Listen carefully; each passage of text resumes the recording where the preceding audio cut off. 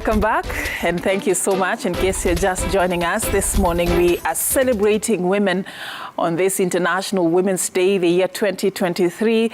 The theme this year is to digit all. And of course, just using innovation and technology to address gender equality in the entire globe. And we've talked in depth about some of the barriers that are hindering women from accessing technology and even being part and parcel of that very fruitful space. And we want to continue with more that is ailing women in this decade. And another aspect of it is the issue of financial inclusion, just to shift gears and to tell you a bit more about Kenya's financial inclusion gender gap. Did you know that according to research that was done in 2021 by Fine Access Household, it was a survey that showed that 8 out of every 10 Kenyans, that's about 83%, have access to formal financial services. However, the gap in financial access also between men and women has continually to improve, according to that survey, reducing from 8.5% in 2016 to 4.2% in 2021. But the critical one is about the gender exclusion gap that has increased from 1.6% to 1.6%, I beg your pardon, in 2021. That's from 0.5% in 2019. And this is where you come in, Mr. Githaiga, because you identified a need, and there's this very huge population of women that form part of the population that is disadvantaged and underserved when it comes to financial services. Talk to me about why this is happening. Why women specifically? Thank you very much. First of all, what I would like to say is that I've been in this space for long enough, and there are many stereotypes. In fact, what was being said earlier, it resonates very well. We started at family level. Even when we have children, I have grandchildren, 9 of them, and I know how things go. You start by buying your son an expensive, high technology equipment, and the girl is bought a doll. So the stereotyping is starting right at the family level. and we assume that this is done at discrimination and women exclusion is done at mashinani. It's even done in where we are educated. And we go to the supermarket, what we bring our children back. So we already have started creating a narrative. And that narrative moves on. And, one of the best way to exclude and oppress women is what I usually call it the 3 Ps. And the 3 Ps, one of the P is poverty, poor. The next is pregnancy. The third one is power. So you are poor, you are pregnant, and you are powerless. Pregnancy is supposed to be... And when pregnancy is supposed to be a procreation issue, yes, it has been used in our setup to keep women down. Where you find even family planning services are not available. Women can make choices. And truly to it, women play a very important role in this country to keep a population going on. And when you look at even their health issues relating to childbearing, the whole terrain is horrible. But all of it, all the 3 Ps hedge on only one thing, poverty. And that's where financial inclusion is all about. So when you look at what we do is, in the early 80s, the women came together, headed by Dr. Mary Okero, and they felt that women financial exclusion is the biggest challenge that women are going through in Kenya. In those days, a woman couldn't open a bank account without the introduction of the husband or the father. So that's how bad things were. I know these days we feel we've done it, but even having said we've done it, if you want to take a loan in a bank, you need collateral. You need a title deed. How many title deeds are in the hands of women? Less than 18%. So in the end of the day, the things that were there in the 80s are there even up today. And that's how Kenya Women Microfinance Bank was born, to be able to give women space. And the mission is to partner with the women in creation of their wealth, and upholding the dignity of women is paramount. So, and I said, what we do is we focus on the triple bottom line approach. So we focus on social impact, we focus on prosperity. And then we also focus on environment, because environment is very key for women. You can see what is happening now. No water, women have to travel long distance. And apparently, don't ask me where men are when women are looking for water. Don't ask me where men are when women are looking for firewood to cook. So those are the fundamental issues. And as an institution, we came up and said, then why can't we come up with a solution that includes women, not just by serving them, by including them, because that's the way to do. So you look at our institution, what we have done, we have about 2,000 employees, 55% of them are women. But when you come to leadership, 48% are women. So there's work to be done to make women break the glass ceiling. Right. Our board is 2/3 women, led by women. So it's an issue of making, not only serving, but including. When we come to shareholding, out of the company, 65% of the company is owned by women. So it's not a story of just doing workshops, seminars, and talking about it. It is by taking practical actions where you give women leadership, you give them ownership, and you give them service. Let women be their own solution, because they know what to do. All right. Yeah, you've said, include them. Don't just serve them. Make them part of the whole process. Yeah. And Okiro, it is said that, decisions relating to financial services largely are made by men. And men also happen to hold most of these senior positions in these institutions, especially financial institutions. Could this level of involvement, create room for an unconscious gender bias, from where you said? Okay, thank you. I will start by saying that, first of all, aside from my first saying that children become what they see, the second thing is only the wearer of the shoe knows how it pinches. Mm-hmm. I would not sit here and expect Dr. Githaiga to understand things that I, as a biological woman, have suffered, and things that I have seen, as much as he supports women in all his initiatives. There are things that are particularly and peculiar to only a person who's of that, I'd say, gender. So that as a woman, you're able to see things from a different perspective also.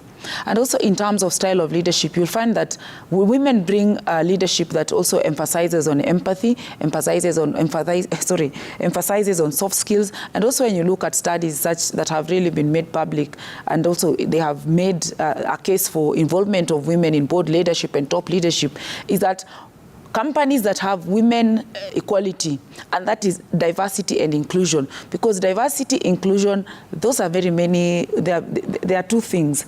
Because we always say, in fact, now we are going to diversity, inclusion, and even participation, because diversity is being invited to the dance, to the event even. Mm-hmm. Inclusion is come and dance. Participation is you even get a choice in choosing which song you want to dance. So that those three people are in the dance, but then what role are you playing? So that companies that have demonstrated that they have women in boards, you have seen even from the McKinsey studies year and year later, years over the years, as well as the UN, these companies have shown increased revenue.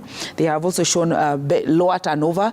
They have also showed up better in terms of sustainability and issues like environmental social governance, so that a case for inclusivity does not need to be made as though there is no data. And only, I'm not saying men cannot support, but only a wearer of a shoe can understand. I represent women and youth from where I sit. There are things that I'll see from those two lenses that other people may not see if they do not belong to that I'd say group. That is why we say diversity and inclusion is intersectional, because a man can support women, but a woman can also support persons with disabilities, and a person with disabilities can also support another form of intersectionality. So that when it comes to diversity and inclusion, truly, women must be involved at the decision table, because everything, as you've had, when you talk about financial inclusion, these decisions can only be made if there is a proper representation.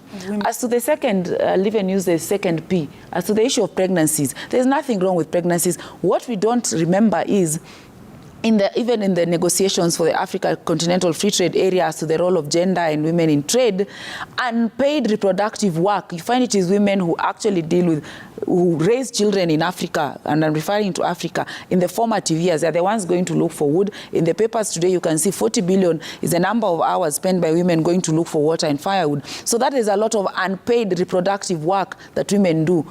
That is also another aspect. Only a person who understands, also who has been there, is sometimes able to push for those things.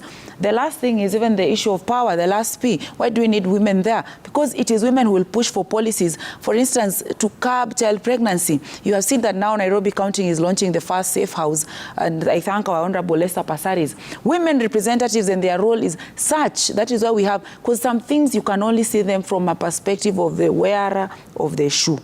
I'm not saying men are not allies, that's why in every cause we have allyship. They can be allies, but however, we have to take charge of this problem and carry these issues and personalize them. Thank you. Let me talk to another wearer of the shoe.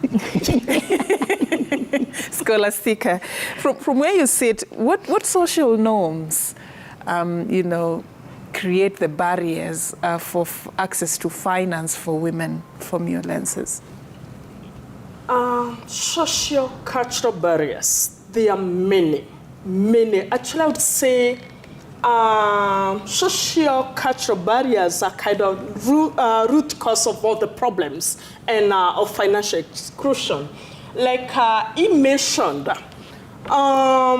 it becomes very difficult, for example, for a woman to get a loan. Why? Simply because for you to access loan, you need collateral. How many women have got the assets, as collateral? Because where I come from, I was born and brought up in Mount Kenya region. Where I come from, there is coffee and tea. The women are actually the laborers in the plantations. They pick tea and coffee. But who owns the bank accounts? It's the men. So if my mother, for example, went to a bank today, she cannot access a loan because she doesn't have, the collateral and all that. Those are social norms that they tell us women cannot own assets, cannot own factors of production. My mother's got a piece of land, but her work is to till in that piece of land. She cannot sell that land. She does not have the power of making decisions on what to do on that piece of land. And I'm actually not saying it's my mother, but that's a representation of so many women that you do not have access and control of factors of production, including land, including resources, all those other things. The other thing is the aspect of decision making. Social and cultural norms tell us that women are supposed to be sitting somewhere and wait for men to make decisions for them, including decisions on sex and reproductive health. That it's a man who decides how many children you want to to get. Of course, we'll say empowered women have got the power of making that decision. But look at the rural areas, the women who've not gone to school. It's the man who decides, next year, we need a child. And in fact, he also continues to say that until I get this number of boys, because until I become a father of boys, I'm not a man in the community. So even to make decisions of the number of children that you want to get remains an issue. It's a social norm. The other one is in terms of participation. What are women supposed to do? Culture tells us, scholar, to be a good woman, you must remain silent. Don't talk when men are talking.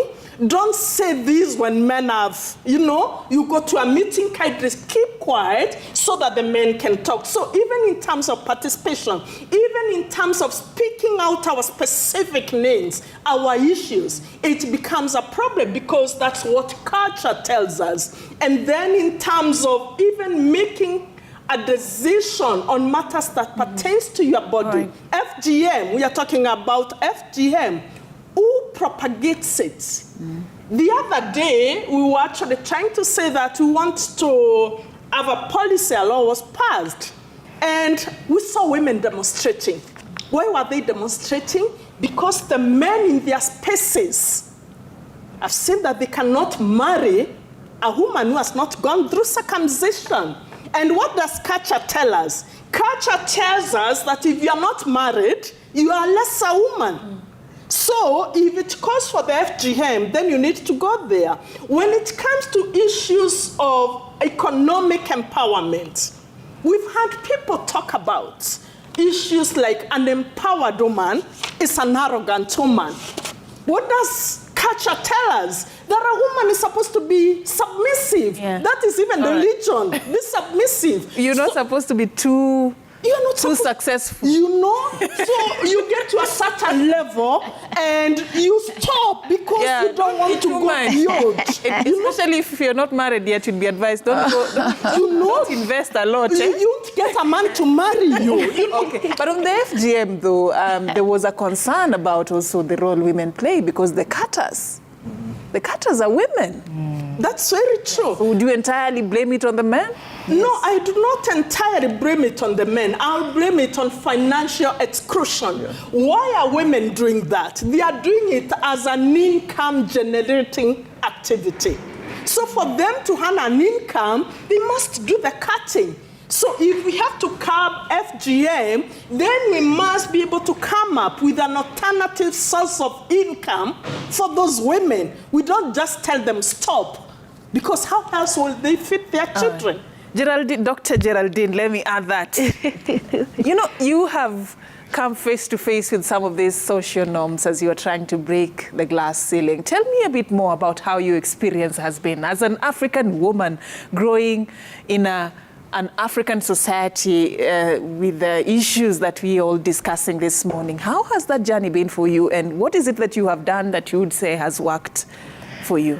First, I was smiling when Scholastica is explaining those societal barriers, and I think the biggest of them all is actually the marital aspect and the childbearing aspect. You are expected at some point, you have to stop that journey, and you have to take a detour. If you are aiming to have a PhD like myself, this is actually the word on the ground, that men don't want women of that nature. And I understand where they're coming from, because for a man, if my colleague here has that PhD, he can marry downwards or upwards. He can go to the least, but I don't have that option. I have to go up and up. I can't imagine going home and telling my mom, no offense to whatever profession that person is having. Be careful where you're going. Yes. Go ahead. I know, and even your own parents, they won't understand. The society won't understand. So, but then you have to ask yourself, at what expense am I taking this detour? And I remember when I was in high school or shortly after, I happened to watch the Wings to Fly, and Caroline Mutuku was a guest, and she said that about careers, there is no single day that your career will wake up one day and say that I don't love you anymore. This gentleman can wake up and decide I'm not enough today. Oh, But not this one. Yes, not this one. But and again, the issue of financial freedom. I can make those contributions that society expects me to if I'm more financially independent or financially provided for. But then that aside, how has my journey been? I've grown up in spaces, especially my family, where you are told you are as good as your male counterpart. Whatever that job you want to go for, you can do it. There is nothing really special about biology or anatomy that makes you not settle for that. So I've had the support of my family to go there. And again, as you grow up, the way my co-panelists said that the trailblazers, the people who are ahead of you, you become that person, like the way she saw Sally and said, I want to be that person. I remember hearing the word professor. and I didn't even know what a professor does. You know, Professor Wagari, the late Wagari Maathai, and I was like, I think I like that. You know, I want to get there. Until now, I'm in undergraduate, master's, PhD, and I realize the journey to professorship is not a walk in the park. But then along the journey, I've had people who have held my hand. It would only be better if you find these people earlier in your career. But coming from a family where you are the first one to go to the university, you're the first one to get to where I am, it gets hard. But then for the generations that are after me, it gets easier because I get to go back to the schools that I studied, and those young boys and girls, as well as the ones in my family, they have someone they can talk to about their careers. They have someone they can, you know, reach out if they need a decision to be made. And also, maybe to add that it's a big responsibility for those of us who have made it. You cannot sustain it. Yes, and you cannot afford to fail. Failing is not an option, because if you fail, you are telling the people behind you, the young women and girls behind you, that, well, the journey is good, but it is bumpy. So you have to make it that they want to get there. And you also have to be honest. It's not easy. It's not easy. You have to deal with, you know, all those stereotypes and get past them. Okay. So, Mr. Githaiga, you know, looking at the realities that we have, you know, had from these great ladies, how have you designed financial solutions that address the unique needs of this very special population, you know, that compared to men, they say are less educated, are earning less, let me correct myself, and they also own fewer assets. There is so little in their hands and in their name. What are you doing to sort of come up with financial solutions that meet their need, their specific needs? Okay, thank you very much, and I really do appreciate this discussion. And you know, this discussion needs to be taken to the grassroots. That's where the issues are. That's where we came from. That's where the issues of gender-based violence is more stronger down there, and it's all an economic issue. It's all a woman who is economically disempowered must live in an abusive relationship because she can walk out. She doesn't know where to take her children. So these are choices women make. Women make choices for their families, and if they don't have ability to do something for themselves, they will live and survive in those kind of situations, even if they have to get killed, injured in those relations. So we really now have to go to the core of the issue and say, where does all this come from? You talked about, before I go to what you have asked, about female gentlemen, FGM. FGM is not just an economic issue, it's a survival issue. What voice would the women have if they are not contributing, if they don't own the means of generating income, if they are excluded? They really have no choices, and the buyers of the service are men. So whoever pays the piper calls the tune. So I think this thing is larger than general discussion. It's really deep, and practical solutions need to be found. And then I appreciate my colleague, but we need men in it. We need men in this discussion, because you need people to understand how to do it. It's at the family level, it's at the societal level. Unless our men are included, and then men participate meaningfully and seriously and get committed to it, then women are going to remain completely excluded. So as an institution, what we've done is we do not exclude men, because that would be a mistake. We say we finance and create products that address families. But we argue, then for those services to be made available, we need the woman at the center of it, either by owning the business or by managing the business and participating. We don't want a situation where the women are told they are not there, or they are at home, they are in the kitchen. No, we want the woman in the middle of it. So it's not an issue of isolating women. It's an issue of bringing women into the middle of it, so that you are looking at the family, you're looking at family business, we are looking at family activities, we are looking at how the family is going to benefit from the money that we are providing. But the woman must be in the middle of it. She must be excluded. Once you include the mother, you've already automatically taken care of the daughter. Automatically. And women are very passionate about their children. You know, if you give a woman money, bulk of that money is spent at the family level.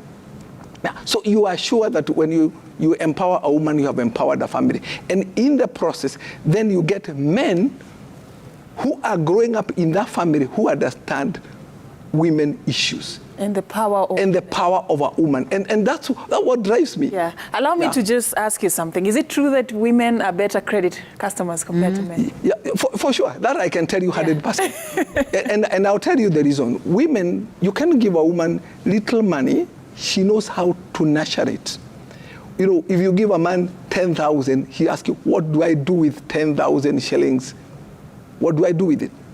A woman will start a business at 10,000 and she will not. And I think it's because of the way the women are formulated. They are good in nurturing, they are patient, they can be able to nurture a business just like they are able to nurture a baby until the business reaches to a certain point. So, but I said this a little bit earlier. The debate and the discussions have to be upgraded. We do not only talk about serving women. Women are not recipients of services. They should not be. And that's where the problem is. Don't put the women at the tail end of the discussion and you develop products that exclude them. Give them leadership, give them ownership, let them meaningfully sit at the board level. Let's not talk about 2/3, 1/3 gender rule. 1/3 gender rule is a tokenism. 52% of this society are women. Let's talk about parliament. 52% of the members of parliament are women. Okay. In boards, let's talk about majority of the board members are women, not 1/3. That's where the game is lost. Okay. Yeah. I'll come back to you, but I just want also to look at something else. And Marcio, there is this trend that evidence is showing that women are preferring, because of the barriers we have discussed, women prefer now informal financial services. That is where they feel is easier, and they are tapping that opportunity very well, because informal financial services, are centered around social networks and social assets, which really women thrive in. But it comes with risks when things are not structured, when things are not organized. Let's talk about the risks women are exposed to as a result of tapping the opportunities in the informal financial services area vis-a-vis the formal sector. Okay, well, at the heart of that, I would say that, first of all, anything informal and anything not well structured also has a higher risk of illegalities. And you see, illegalities mean you also are not, if I start bribing Madam Scholastica over here, then something happens to me. I have to explain what I was doing before something happened to me. If you expose women to informal setups where they have to access credit, they're also endangering their lives.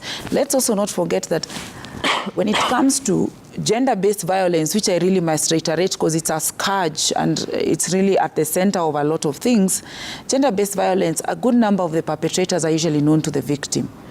Most of the gender-based violence that happens to women does not happen, and by victim, known to the perpetrator means it's that person you went to get informal credit services from, for example, and sometimes close family members, etc. One of the risks is increased GBV. The other thing is loss of even, as I will say, the little assets you have, and also getting into instances where you get exposed to illegalities around what you give as collateral. And what you give as collateral, it's unfortunate to see this, is that sometimes collateral is also in the form of sexual favors and other things. And you see informal sectors also, the lack of regulation also opens Pandora's box to many other evils.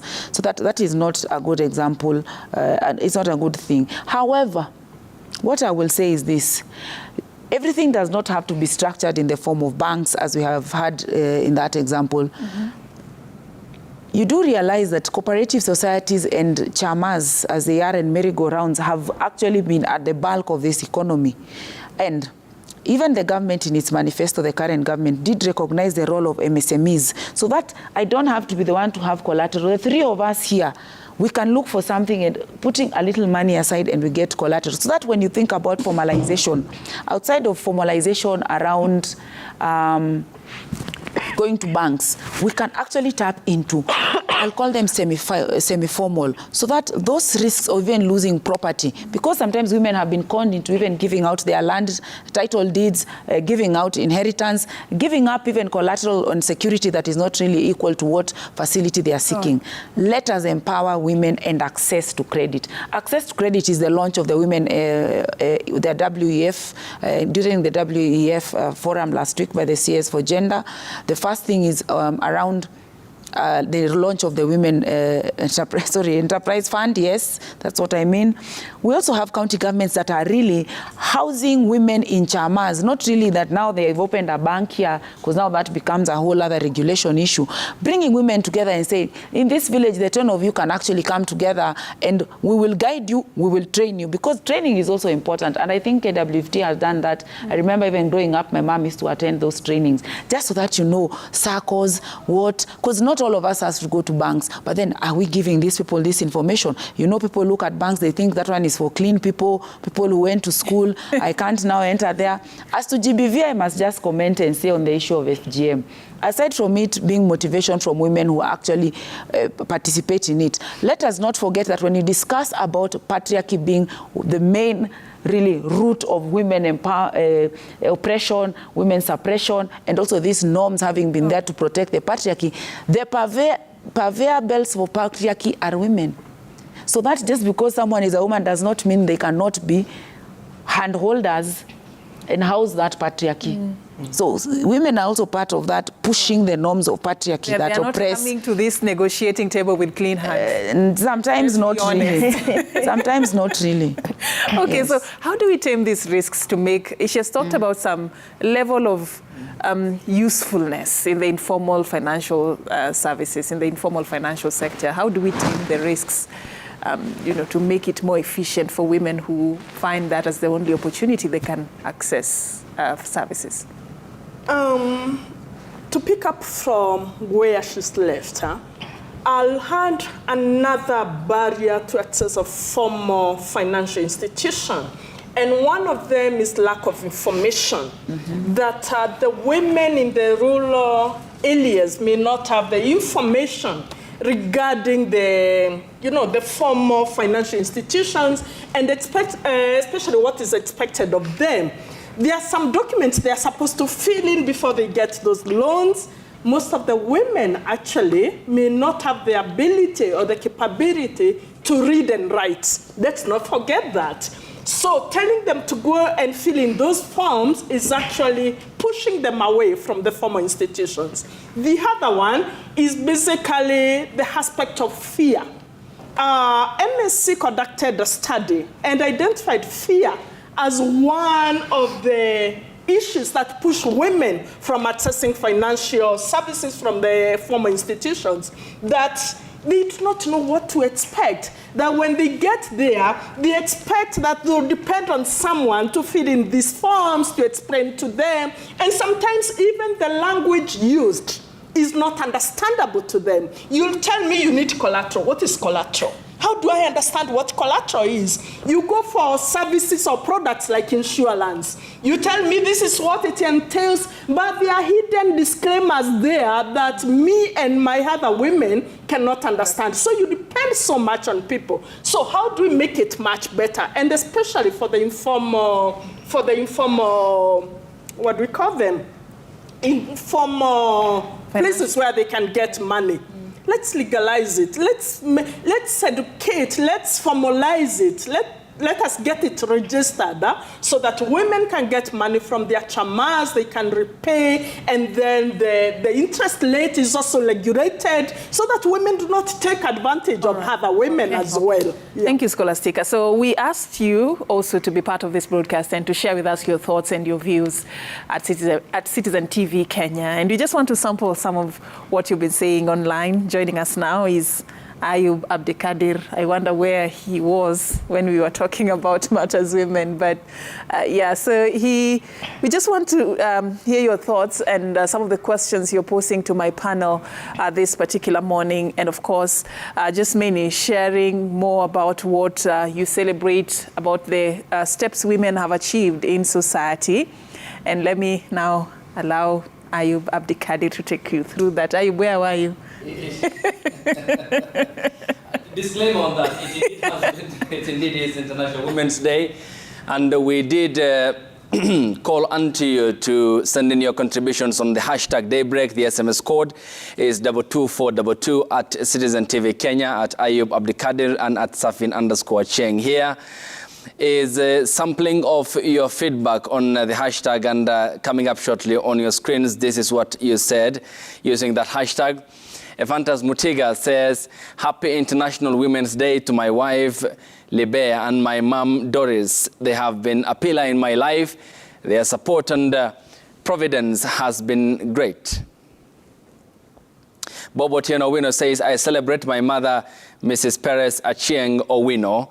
She took good care of us when we lost our late dad, Mr. J.J. Owino, in 1993. Elmoge 007 says, women are the primary caregivers of children and elders in every country of the world. International studies demonstrates that when the economy and political organization of a society changes, women take the lead into new realities. Reverend Harry_Kosgei says, women are the light of the society. Thus, what men can do, women can do better. Kudos, new administration on gender issue. Please continue giving women more recognition. Hongera and happy International Women's Day to all. God bless. Bobo Tieno Owino again says, challenges facing women are especially contributed by our culture, and it is high time our African cultures should be relooked at to unlock them free. Godi Barasawere says both national and county legislative houses should be deliberate on coming up with policies that will see women empowerment and gender equality strictly fostered from the grassroots. Those are some of the feedback on the Twitter hashtag Daybreak, at Citizen TV Kenya, at Ayub Abdikadir, and at Safin_Achieng. And that has been an insightful discussion on a day women across the world have celebrated. The theme of this year's International Women's Day 2023 is digital innovation and the technology for gender parity or gender equality in the country, and the efforts made by the government in bridging the inequalities in the country as enshrined, of course, in the Constitution. A memo by the President to the bicameral House and the speakers of the Houses calling for a top-up in representation of women in the National Assembly and the Senate to at least meet the constitutional requirement for the House as it is at the moment. It stands dissolved and illegally constituted following the advisory given by the Chief Justice Emeritus David Kinani Maraga in 2020 to then President advising him to dissolve Parliament. But there have been questions about the issue of, again, the Kenyan electorate coming up with a House that is constitutionally constituted in terms of its gender makeup. For this is a democracy. You might even lose the number that we have had so far. However, efforts have been made, and that has been the discussion here on the broadcast this morning. Thanks for watching. Over to my colleague, Safin_Achieng Ouma. Indeed, thank you so much, Ayub. And that is how we just want to wrap it up with the final round of comments from my panel this morning as we give ourselves a scorecard as a country on how much we have achieved when it comes to gender equality. And let me start with you, Mercy Okiro. They say that Rwanda is actually the only country that has attained the 52% representation of women in parliament. In Kenya, where are we from your scorecard? Well, in Kenya, we're definitely, thank you, Safin. In Kenya, we're definitely doing worse than Rwanda in terms of women representation. But then again, on the other end, you can see now we have 7 governors, and that is a huge jump from what we had in 2017. But more importantly, another thing we should also, let's not also focus on the negative so much. You must also, and today on this International Women's Day, it's also a turn for us to take stock and also appreciate where we are. We did conduct, as KEPSA, a study which we launched in 2021 on board diversity. And we found that the number in terms of percentages in Kenya as to board diversity is 36% in Kenyan boards, which is actually higher than the global average of 24%. So that as Kenya, we have more women in the boardrooms, and I'm also a board member. And I felt right in that smack of the middle of that study. So that in terms of board diversity, we are doing better. In terms, honestly, of even our freedoms of association and our freedoms even to speak up, Kenya is one of those countries that gives women an opportunity to be in spaces and speak as compared to other countries. I've seen countries where women don't even enter some offices. Women are not even given an opportunity to speak or say anything. And the fact that increasingly we are seeing more women even offering their candidature, they may not have won in the last election, but just that women now actually are looking at this country and seeing that they can actually be in positions where they can vie and go head-to-head with men. I think that's also a whole move. Yeah. Look at even the young women, like Kirinyaga women representative, going against a very young lawyer, going against established politicians and winning. And also normalizing cabinet. We've seen an increase of also, this is the first time we're seeing people, youth, and I'll say even under 40 women sitting as PSs. That is also something that I'll tell you, countries like Nigeria, I have not had. In fact, we are headed in the right direction. Yes, yes. We just keep we need gas on pedal. Let's not relent. Today we reflect, we celebrate. Tomorrow kazi inaendelea. All right. Yes. So Scholastica, 22% is the combined wealth of the world's 22 richest men, which is more than the wealth of all the women in Africa combined. As part of your parting shot, how do we bridge that inequality? Oh, that's a bit scary. Yes, those are facts. But I think, like I mentioned, we need to be very intentional, very deliberate in supporting strategies and measures that empower women financially, socially, economically, in all aspects. But then again, now that we are talking about technology and innovation, I think we also need to look at ways of bridging the digital gender divide. How do we improve on accessibility of devices? How do we look at the cost in terms of affordability? We all appreciate that women are disadvantaged. And of course, not all women, but most of the women are disadvantaged when it comes to, to financial muscle.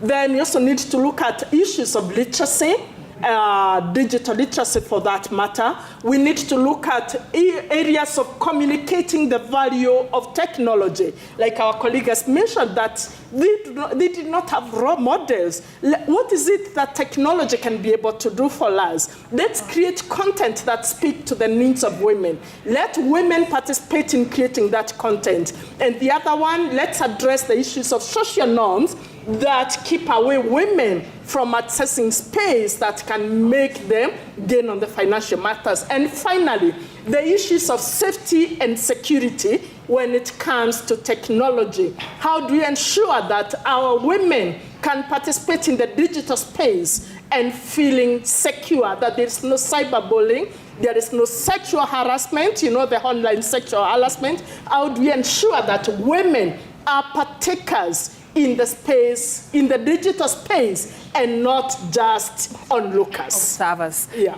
All right, so Dr. Geraldine Lengai, what's your challenge to women like yourself, women who've actually beat the odds and occupied the spaces that were previously believed to be male-dominated spaces? What do you want those women to do to change the narrative going forward?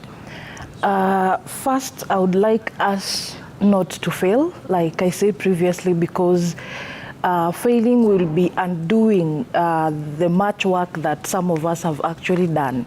And also, we have to be the pillars and beacon of light to the younger ones that are coming after us.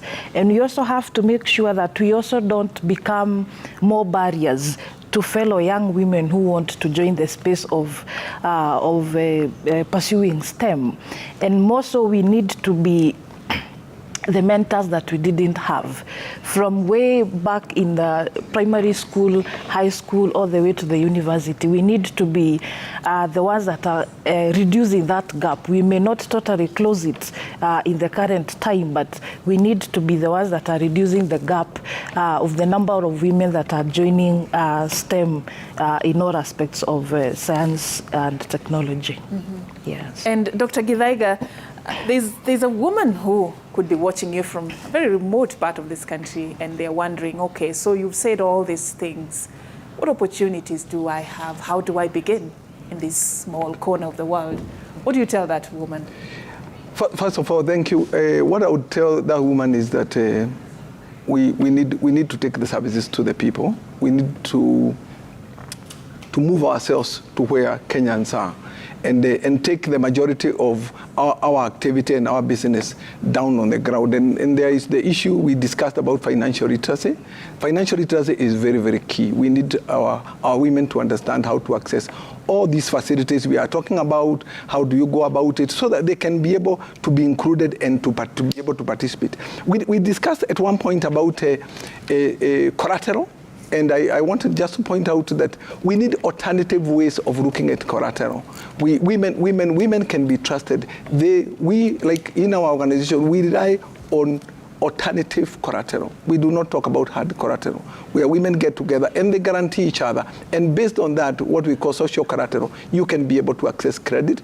And all we need to do is to get together as women. Let's be the solution that we are looking for. Let's participate together. Let's pull together first before we even get other people involved. What I would also like to say, and I had pointed this earlier, we need women included in boards. And I'm not talking about 1/3. I'm talking about women inclusion at the board levels. Whether we are dealing with activities, committees in the village, whether we are talking about big corporates, let women be included in decision making. Let women be where decisions are being made.